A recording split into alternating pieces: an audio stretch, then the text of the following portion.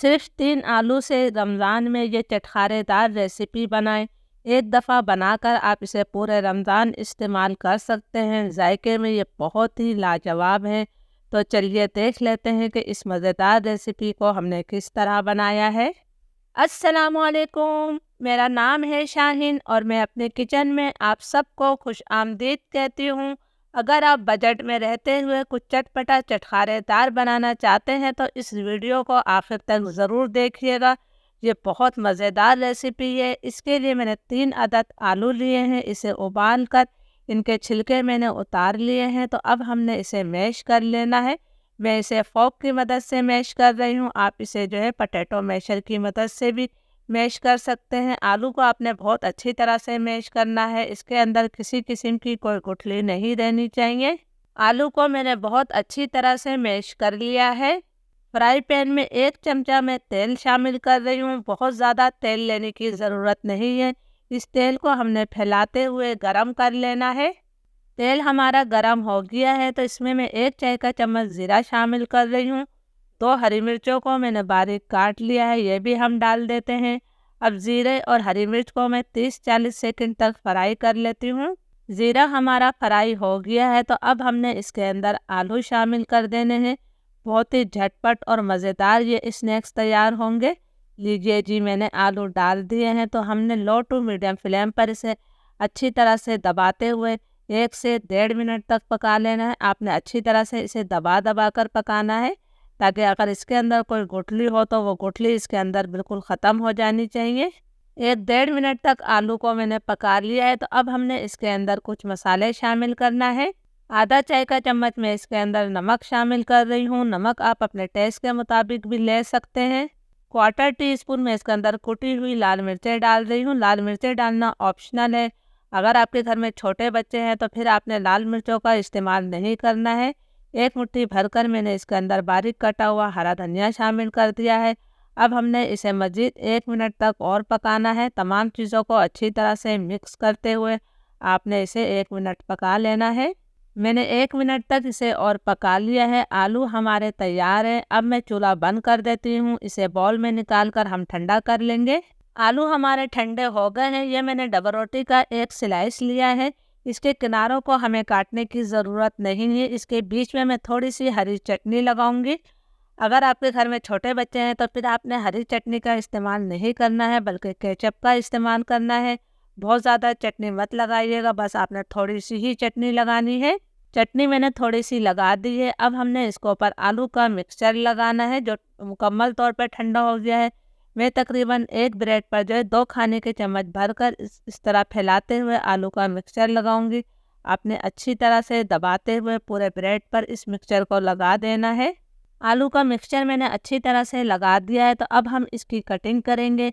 एक डबल रोटी के पीस के हम 4 टुकड़े करेंगे। इस तरह ये बहुत सारे बन जाएंगे। ये देखिए जी, मैंने इस तरह कटिंग कर ली। अब हमने इसके फिर लंबाई में कटिंग कर लेनी है। तो इस तरह हमारे 4 टुकड़े हो गए हैं। बहुत ही ज़बरदस्त ये पीस तैयार हो गया है। तो इस तरह मैं तमाम डबल रोटी पे जो है आलू का मिक्सचर लगाकर तैयार कर लेती हूँ।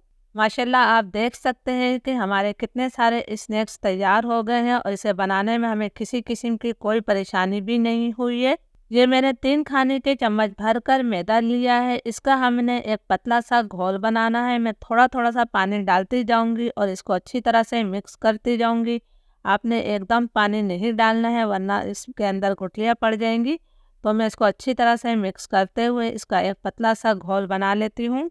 मैदे को मैंने अच्छी तरह से घोल लिया है। मैंने पूरे कप का पानी का इस्तेमाल किया है। आप देख सकते हैं कि ये बिल्कुल एक पतला सा मिक्सचर है। ये मैंने 3 ब्रेड के स्लाइस लिए, इसे ग्राइंडर जार में डालकर इसके मैंने ब्रेड क्रम्स बना लिए हैं।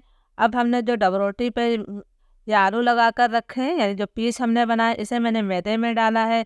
इसे आपने फोक की मदद से ही निकालना है ताकि जो एक्स्ट्रा मैदा है वो झड़ जाए।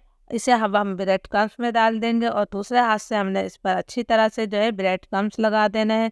अच्छी तरह से आपने चारों तरफ से घुमाते हुए इस पर ब्रेड क्रम्स की कोटिंग कर लेनी है। ये देखिए जी, बहुत ही ज़बरदस्त हमारा ये तैयार हो गया है।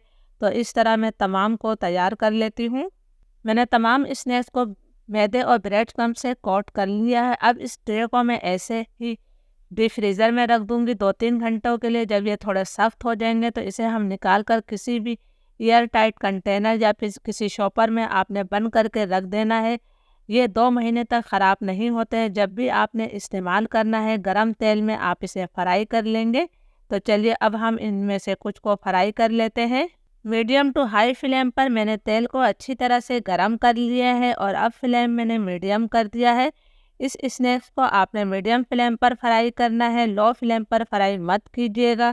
एक वक्त में जितने हमारे फ्राई पैन में आ जाएंगे मैं इसमें डाल देती हूँ और इन पर हम पहले थोड़ा कलर आने देंगे। इन पर अच्छा सा गोल्डन ब्राउन कलर आना शुरू हो गया है तो अब मैं इनकी साइड को तब्दील कर रही हूँ। हमने इसे अलट पलट करते हुए अच्छा सा क्रिस्पी और कलर आने तक फ्राई कर लेना है। इसे फ्राई होने में ज़्यादा देर नहीं लगती है। मैंने इसे अलट पलट करते हुए अच्छा सा क्रिस्पी होने तक फ्राई कर लिया है। माशाल्लाह ये बहुत अच्छी तरह से क्रिस्पी भी हो गए हैं और इन पर कलर भी बहुत प्यारा सा आ गया है। बस आपने मीडियम फ्लेम पर इसे फ्राई करना है, लो फ्लेम पर नहीं फ्राई कीजिएगा वरना ये टूट जाएंगे।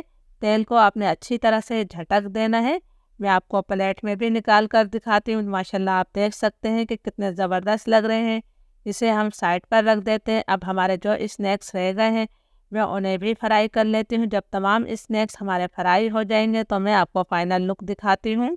अल्हम्दुलिल्लाह हमारे बहुत ही मज़ेदार आलू ब्रेड के पॉकेट तैयार हैं। मैं आपको दिखाती हूँ इन्होंने तेल बिल्कुल भी नहीं पिया है। मैं आपको टिश्यू से भी दिखाती हूँ कि इन्होंने बिल्कुल हमारा टिश्यू साफ़ है, तेल इन्होंने बिल्कुल नहीं पिया। बहुत मज़ेदार बने हैं। रेसिपी अच्छी लगे तो लाइक और शेयर कीजिएगा। इजाज़त दीजिए। अल्लाह हाफिज़।